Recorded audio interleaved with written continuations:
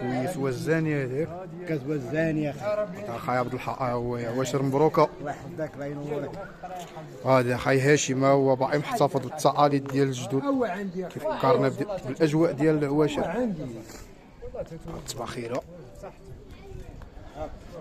وهذا خاي هاشم هو بحال هذا في الرباط كيكونوا في سنان، كيكونوا في طنجه في اوروبا وكيجيو كيزورونا فهمتيني، وما كينساوناش ما كينساوش زعما الصراحه الله يعطيك الله الصحه باقي محافظ على التقاليد ديال الجدود اخاي هاشم. والله الا يعطيك الله الصحه، كتفكرنا في الاجواء ديال الصغر والله.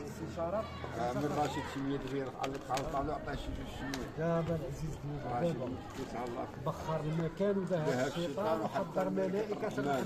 صلاة على النبي والصلاة على النبي والله وخذ الشمع نور الجامع. اكيد اخي نتفكروا اللقطات ديالنا والصغر والناس الحومه والقلوب صافيه والبيبان مفتوحه والطعام صافي والطبسيه صغير تيحامي والكاس القصدي.